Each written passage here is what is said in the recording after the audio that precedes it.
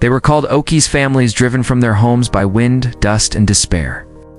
But among them, it was the children who suffered most. In the early 1930s, as the Great Depression deepened, vast stretches of America's heartland turned into a wasteland.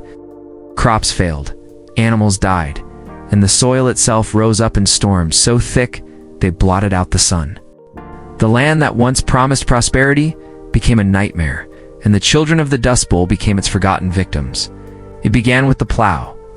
For decades, settlers had torn through the Great Plains, believing the land was endless, fertile, and tame.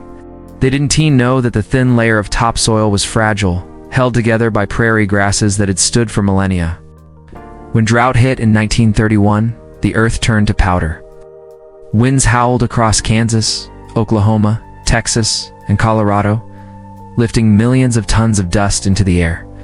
People called it black blizzards.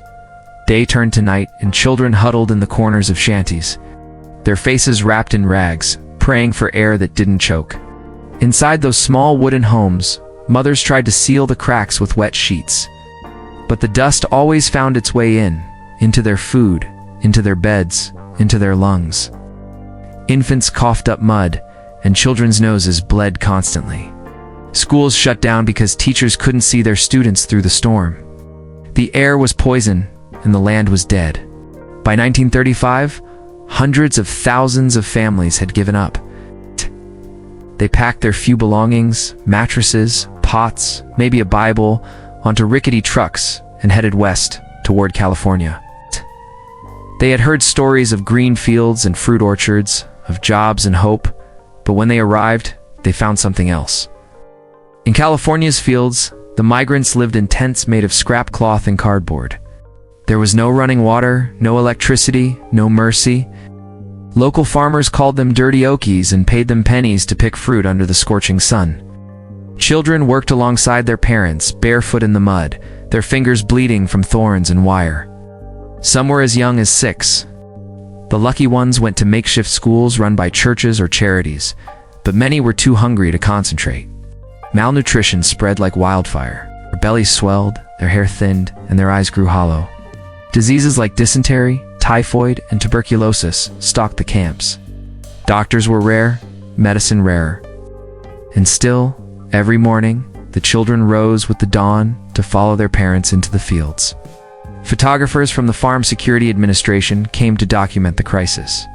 They captured the faces of these children, wide-eyed, covered in dust, staring at a future they couldn't imagine. Dorothea Lange's famous photo, Migrant Mother, became a symbol of the Dust Bowl's human cost. But for every image that survived, countless children didn't. Many died unnamed, buried beside highways or beneath the cracked plains they'd once called home. Yet amid the despair, there was resilience.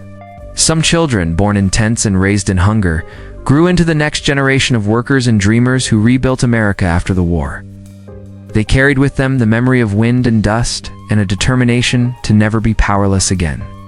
The government eventually stepped in. President Franklin Roosevelt launched programs to restore the land, planting trees, rotating crops, teaching new farming methods. The storm slowed and the soil began to heal. But the damage to those families, to those children, could never fully be undone. The Dust Bowl wasn't just a natural disaster. It was a human one, born of greed, ignorance, and desperation. For the children, it was a stolen childhood. They didn't play in parks or dream of school, they survived. And that survival, though it came at a terrible cost, became a quiet act of heroism.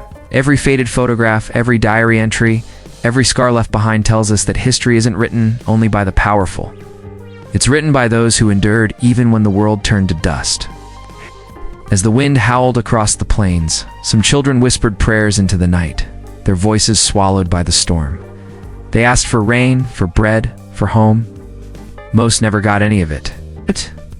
But through their suffering came change laws to protect farmers, workers, and children like them.